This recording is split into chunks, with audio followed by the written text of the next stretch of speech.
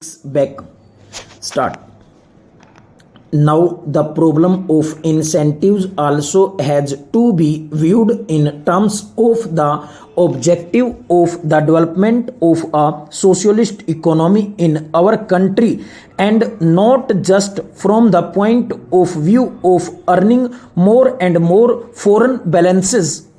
I am not in any way belittling the problem of foreign balances, but ultimately the problem of foreign balances has significance and meaning only in terms of the objectives that the third plan has set before it.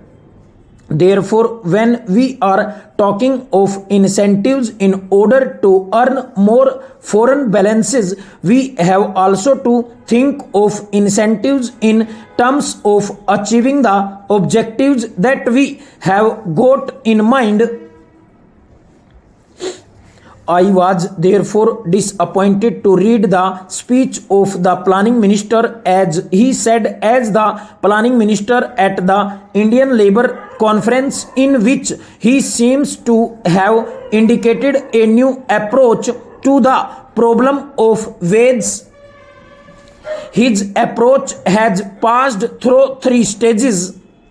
In the first stage, just after the general election, the planning minister came out with a statement that he was thoroughly dissatisfied with the way in which the wage structure had developed and that he meant to do something about it.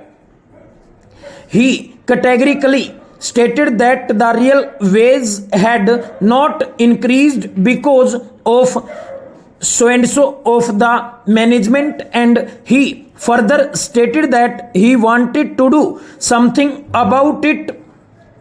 Then there came about a discussion as to what could be done, and all the industrialists themselves and the financial newspapers in this country came out with the theory that wages could be increased only if productivity is increased, and therefore wages should be linked with productivity.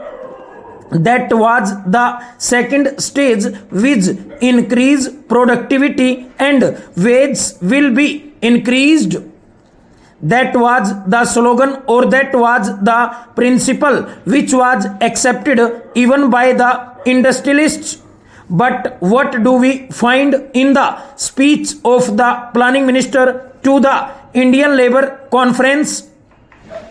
There he says that even if productivity increase, the first charge will be in respect of projects which are meant for further employment or creation of more employment opportunities.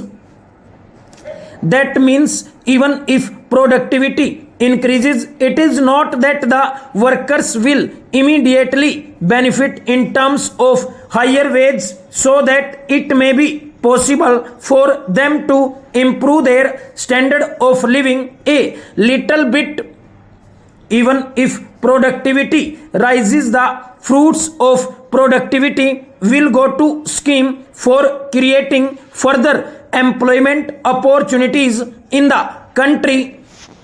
How long are the workers to wait, and what exactly will be the stage at which it can be stated that enough employment opportunities have been created and therefore the stage has come for increased wage?